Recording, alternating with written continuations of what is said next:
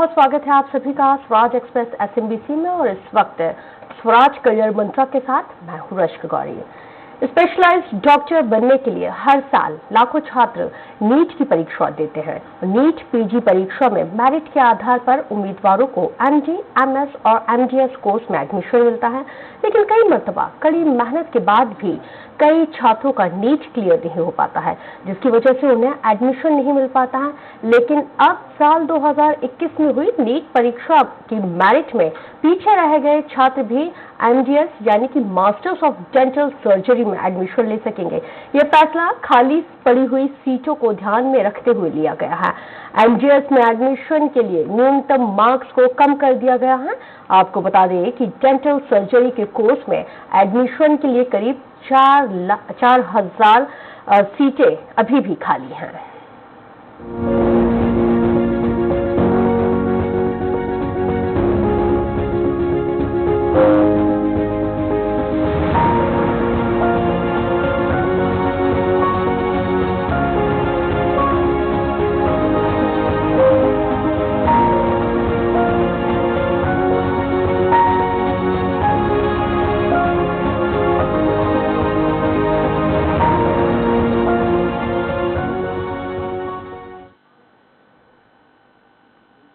NEET MDS 2021 की cut off में सभी कैटेगरी के लिए 23.023 परसेंटाइल कम किया गया है।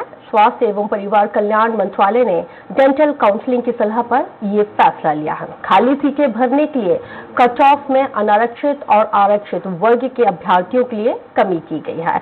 जनरल कैटेगरी के लिए नई कट ऑफ 26.971 परसेंटाइल और रिजर्व कैटेगरी के लिए कट ऑफ 16.971 परसेंटाइल। सामान्य श्रेणी के दिव्यांग उम्मीदवारों के लिए कट ऑफ 21.971 परसेंटाइल किया गया है।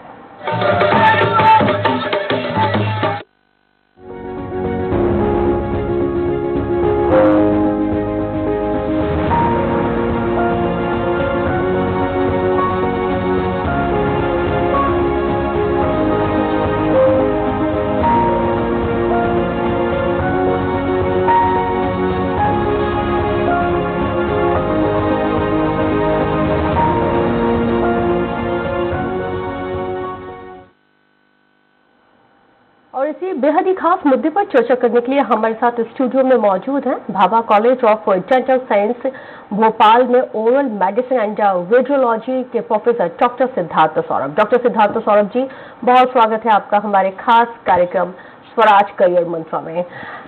डॉक्टर सिद्धार्थ, डेंटल की पीजी की सीटों को के जो मार्क्स हैं उनको कम करके इनको भरने का फैसला सरकार ने लिया है, जो बेहद ही सराहनीय है। इस फैसले को किस तरह से देखते हैं आप? जैसा कि भी आपने बताया भी और जानकारी भी दी कि नीट का जो एग्जाम होता है उसके बाद लोगों का एडमिशन जो है एमडी, एमएस या एमडीएस के कोर्सों में किया जाता है। ये काउंसलिंग जो है मेडिकल काउंसलिंग कमेटी भारत सरकार की संस्था है जो इसे हर वर्ष जो है कंडक्ट कराती है।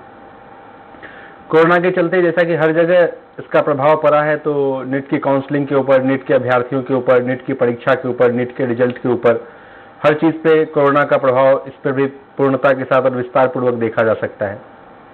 ये जो 2021 की अभी नीट की काउंसलिंग जो पीजी के एडमिशन के लिए चल रही है, इसका रिजल्ट जनवरी महीने में ही 2021 में आ गया था और अभी आप देख रहे हैं कि नवंबर आ गया है और अभी भी काउंसलिंग की प्रक्रिया चल ही रही है। तो करीबन 10-11 महीने से जितने भी नीट पास कैंडिडेट्स थे वो इंतजार कर रहे थे कि कब काउंसलिंग चालू होगी, कब काउंसलिंग चालू होगी। सेकेंड वेव जो कोरोना की आई उसके झंझावत ने पूरे देश को झकझोर के रख दिया और इसका प्रभाव जो है अभ्यर्थियों पे भी पड़ा, जो काउंसलिंग कमेटी है उनके ऊपर भी पड़ा। सरकार निर्णय नहीं ले पा रही थी कि कब प्रारंभ करें, क्योंकि ये जो काउंसलिंग जो होती है ये 3-4 चरणों में होती है। पहले जो मेडिकल काउंसलिंग कमेटी है वो ऑल इंडिया कोटे की 15% सीटों के लिए काउंसलिंग कराती है, जिसमें सामान्य रूप से जो गवर्नमेंट के डेंटल कॉलेज है या फिर डीम्ड यूनिवर्सिटी है वो अपनी 15% सीटें जो है वो काउंसलिंग के लिए भारत सरकार को देते हैं, जिसके लिए ऑल इंडिया लेवल पे जो जितने भी डेंटल कॉलेज हैं, तकरीबन हिंदुस्तान में 303 डेंटल कॉलेज हैं और उसमें करीबन 250 कॉलेज में पोस्ट ग्रेजुएशन की पढ़ाई होती है। तो इस सीटों के लिए पहले all India counselling first round की कंडक्ट कराती है, फिर सेकंड राउंड की कंडक्ट कराती है। उसके बाद जो 15% सीटें वहां भरने के बाद जो रिक्त रह जाती हैं वो फिर स्टेट में सरेंडर होती है और फिर स्टेट की काउंसलिंग शुरू होती है।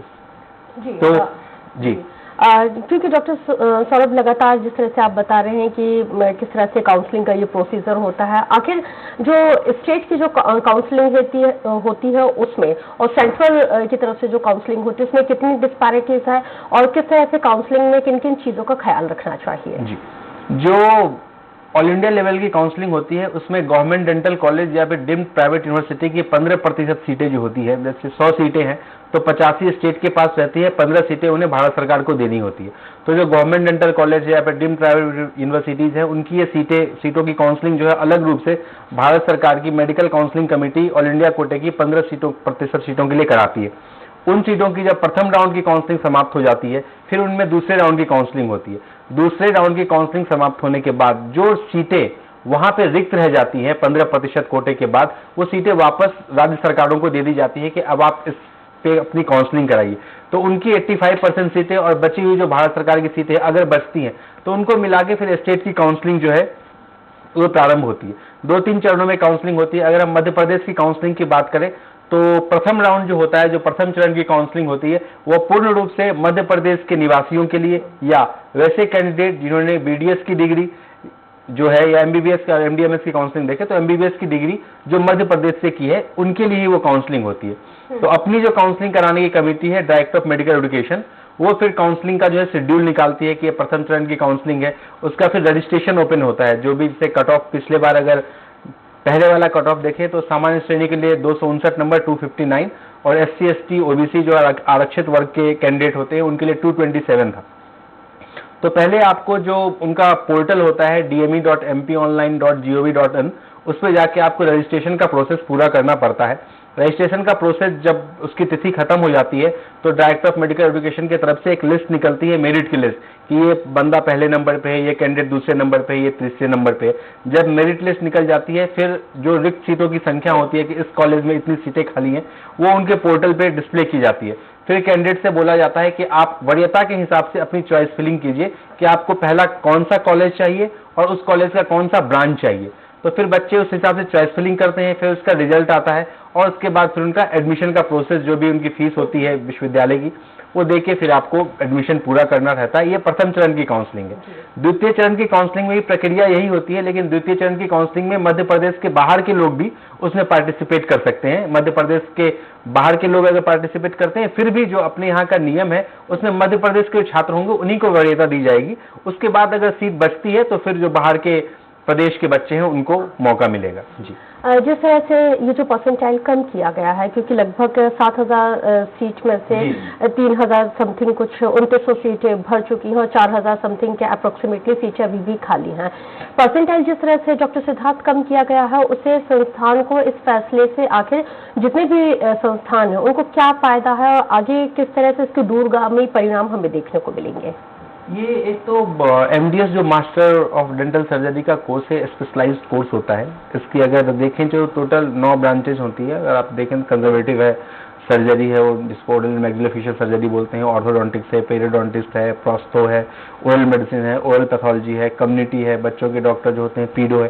तो इसकी टोटल अगर स्पेशलाइजेशन के तौर पर देखें तो 9 ब्रांचेज होती है।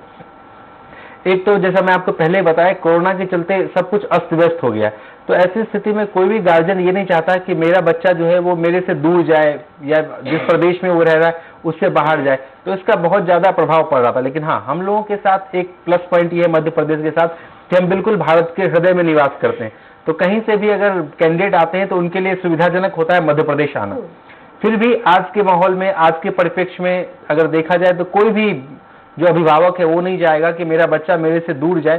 तो इसका इस काउंसलिंग के ऊपर भी कोरोना के वजह प्रभाव पड़ा कि लोग नहीं चाहते थे कि हम एक प्रदेश से बच्चे को दूसरे प्रदेश भेजें, या अगर भेजे भी तो ट्रेन से वो आ रहा है, फिर काउंसलिंग चल रही है, लगातार उसको 2 बार 3 बार 4 बार आना पड़ रहा है, तो लोग थोड़ा ट्रैवल अवॉइड कर रहे थे, आना जाना अवॉइड कर रहे थे। तो पीजी की सीटों में ऐसी स्थिति होती नहीं है। लेकिन चूंकि कोरोना का इतना ज्यादा प्रभाव था, लोग एक जगह से दूसरी जगह माइग्रेट नहीं कर पा रहे थे, काउंसलिंग की प्रक्रिया भी बहुत ज्यादा लंबी चल गई। करीबन 10 महीने से परीक्षार्थी इंतजार कर रहा है कि अब रिजल्ट आएगा और अब मैं काउंसलिंग में भाग लूंगा। तो थोड़ा रुझान भी कम हुआ लोगों के आने जाने के लगा कि अब अगले वर्ष का फिर से एग्जाम आ रहा है तो वो एग्जाम हम दे लेते। तो तो इन सब चीजों का इस पर प्रभाव पड़ा। तो सामान्य रूप से सीटें भर जाती हैं, लेकिन हाँ इस बार ऐसा हुआ कि सीटें कुछ खाली रह गई। तकरीबन 7,000 MDS की सीटें हैं, जिसमें से आधी बढ़ी और 50% के आसपास जो है वो अभी खाली है।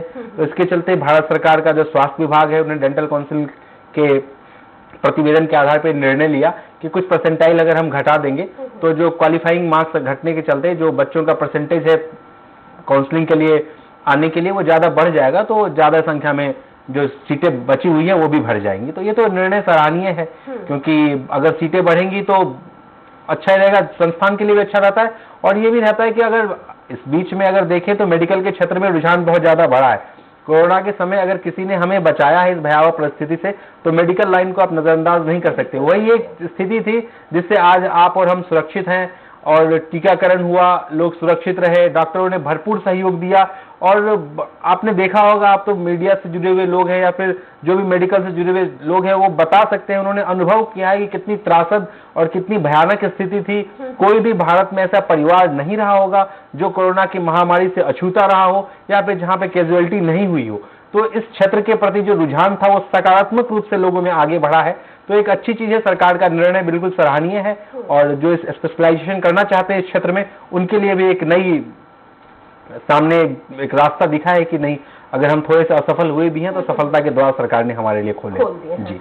जिस तरह से छात्रों को आगे क्या कुछ करना होगा, क्योंकि काउंसलिंग की जो प्रक्रिया होती है वो कितने चरणों में ये पूरी काउंसलिंग की प्रक्रिया होती है? जैसे 10 तारीख को, इस महीने की 10 तारीख को निर्णय डेंटल काउंसिल ऑफ इंडिया और भारत सरकार ने लिया है। उसके बाद अगर हम मध्य प्रदेश की बात करें तो अभी हमारे यहाँ रजिस्ट्रेशन का प्रोसेस जो है वो प्रारंभ हो चुका है।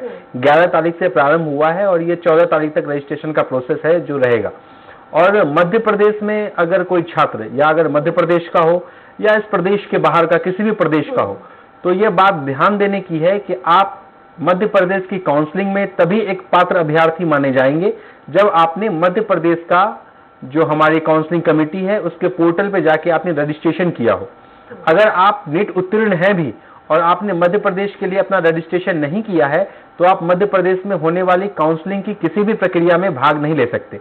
तो अभी जो रजिस्ट्रेशन है वो 11 तारीख से लेकर 14 तारीख तक खुला हुआ है।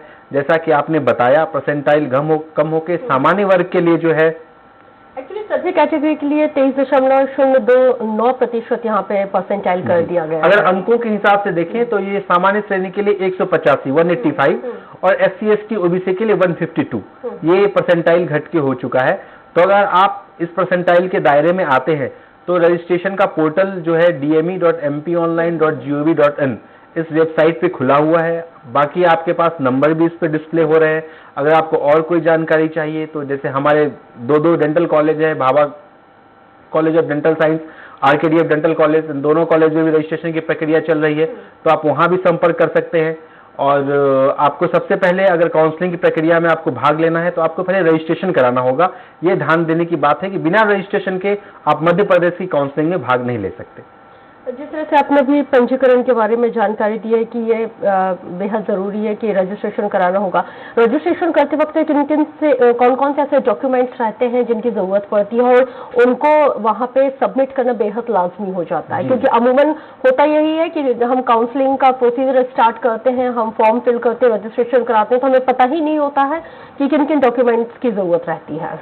काउंसलिंग के जब आप रजिस्ट्रेशन के लिए जाएंगे तो अगर आप मध्य प्रदेश के बाहर के निवासी हैं तो आपको सिर्फ 2 ही डॉक्यूमेंट लगेंगे। एक तो आपका कंपलसरी इंटर्नशिप सर्टिफिकेट जो होता है, जो आपने BDS जिस भी कॉलेज से किया होगा तो 1 साल की जो रोटेटरी इंटर्नशिप होती है उसका सर्टिफिकेट आपके पास होना चाहिए कि आपने पूरा इंटर्नशिप जो है उस कॉलेज से किया है, और वो सर्टिफिकेट आपको एक अपलोड करना पड़ता है। इसके अलावा नेट का एडमिट कार्ड, जो आपने नेट का एग्जाम दिया होगा उसके एडमिट कार्ड की कॉपी, ये 2 डॉक्यूमेंट्स जो है रजिस्ट्रेशन के समय आपको हमारे मध्य प्रदेश के पोर्टल पे अगर आप रजिस्ट्रेशन के लिए जा रहे हैं तो ये दोनों डॉक्यूमेंट आपको अपलोड करने हैं। ये मध्य प्रदेश के बाहर के लोगों, और अगर आप मध्य प्रदेश के जो मूल निवासी हैं उनके लिए 2 डॉक्यूमेंट और कंपलसरी हो जाते हैं। एक तो आपको ये देना पड़ेगा, इसका मूल प्रमाण पत्र की कॉपी देनी पड़ेगी कि आप मध्य प्रदेश के मूल निवासी हैं।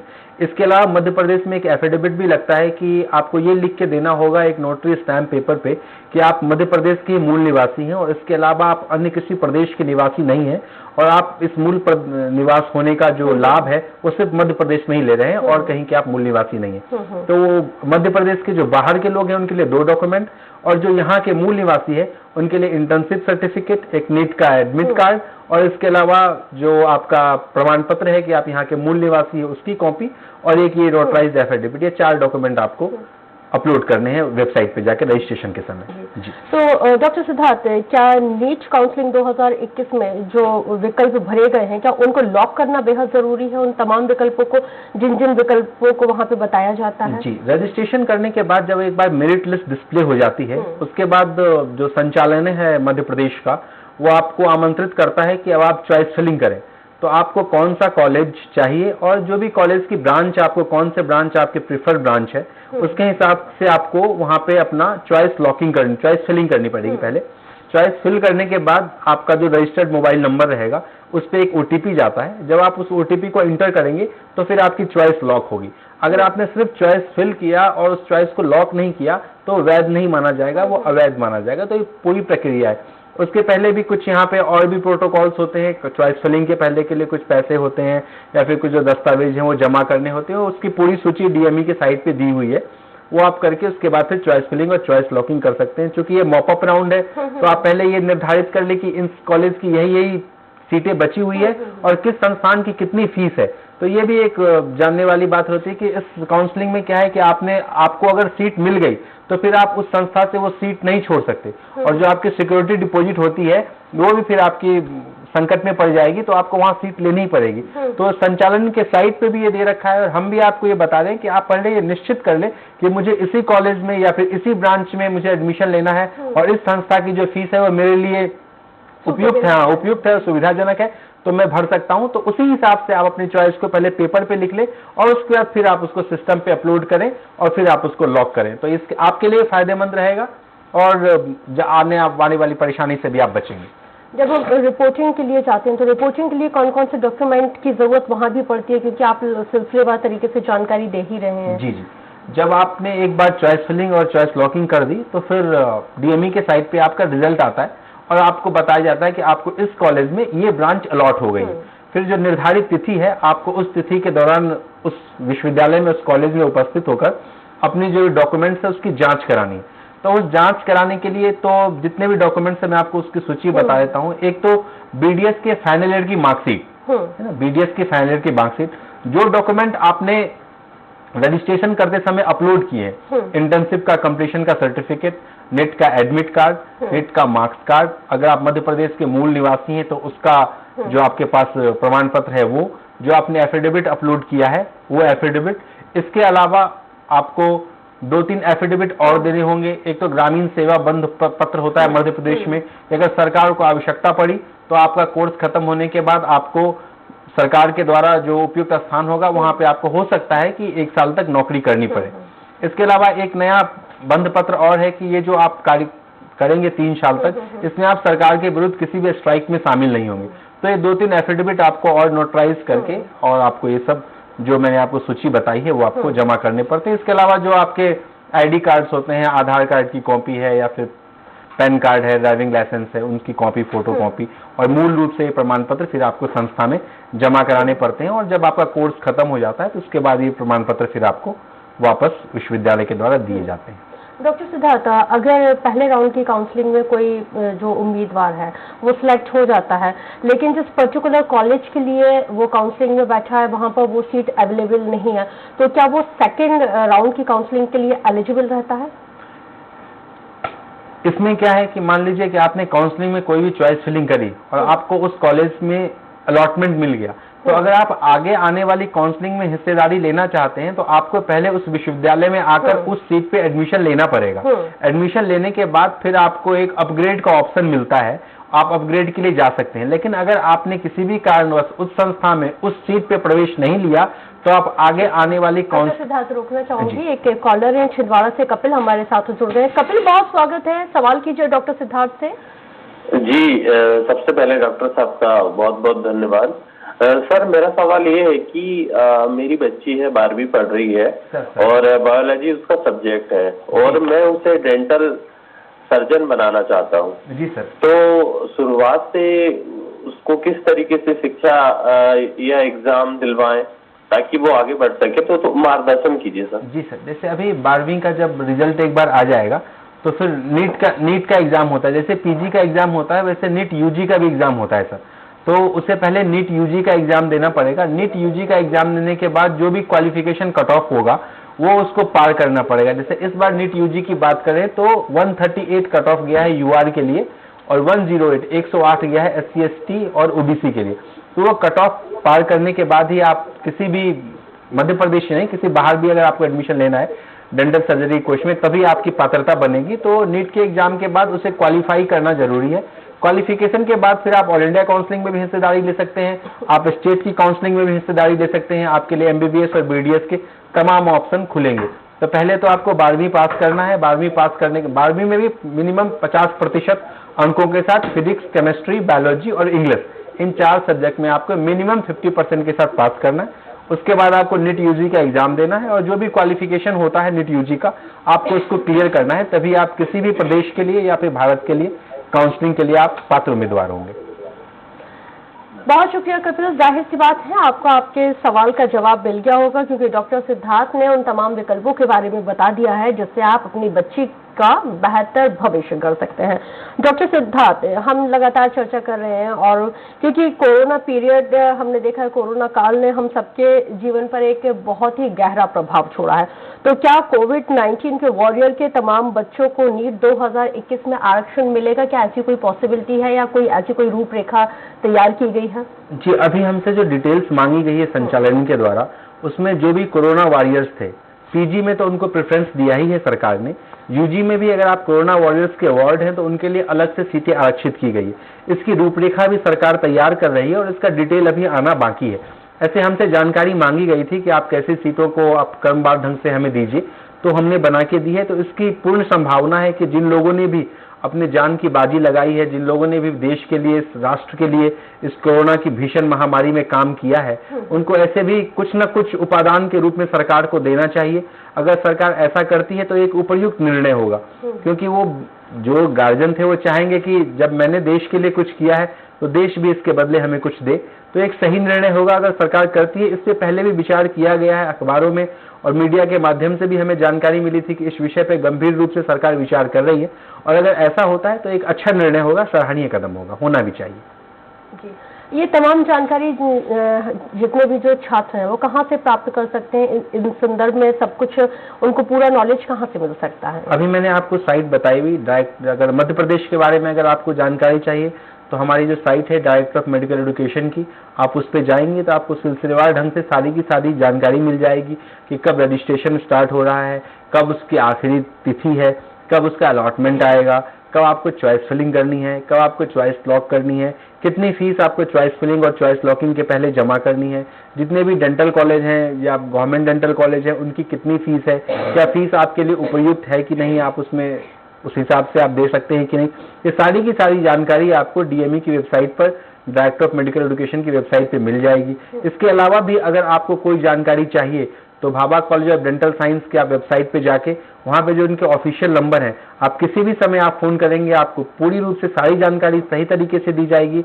और हमें खुशी होगी अगर हम आपकी किसी भी क्षेत्र में मदद कर पाए। Bhabha college of dental science जो भाभा यूनिवर्सिटी के अंतर्गत आता है, आप उसकी वेबसाइट पे जाएं, वहां पे हेल्पलाइन नंबर दे रखा है, वहां पे एक फॉर्म भी है BDS MDS से रिलेटेड। अगर आपको कोई भी जानकारी चाहिए आप उस फॉर्म को फिल करके अपडेट करें, हम आपको कांटेक्ट करने की कोशिश करेंगे। जो भी नंबर उसमें दिए गए हैं आप उस नंबर पे हमसे सारी जानकारी ले सकते हैं। हमें बहुत खुशी होगी अगर हम आपकी किसी भी क्षेत्र में किसी प्रकार की कोई मदद कर पाएं और हम आपका स्वागत करेंगे अगर आप हमसे जानकारी चाहेंगे तो डॉक्टर सिद्धार्थ बेहद ही महत्वपूर्ण जानकारी दे रहे थे नीट से संबंधित और खास तौर से ये बता रहे थे कि किस तरह से आप तमाम जानकारी किन किन माध्यमों से आप यहाँ पे मुहैया कर सकते हैं, क्योंकि नीट MDS 2021 के कट ऑफ में सभी कैटेगरी के लिए 23.029% कम किया गया है और उसी के रिगार्डिंग हम यहाँ पे चर्चा कर रहे थे। डॉक्टर सिद्धार्थ, आप स्टूडियो में आए, इतनी बेहद ही महत्वपूर्ण जानकारी साझा करने के लिए आपका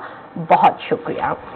तो जैसे कि आपने देखा कि यहाँ पे लगातार हम चर्चा इस बात की कर रहे थे कि किस तरह से आप को नीट के माध्यम से क्या कुछ जानकारी यहाँ पे मिली है और किस तरह से आप यहाँ पे आगे का प्रोसीजर, काउंसलिंग का प्रोसीजर आगे बढ़ा सकते हैं। बहरहाल मेरे साथ हमारे इस खास प्रोग्राम में इतना ही। दीजिए मुझे इजाजत।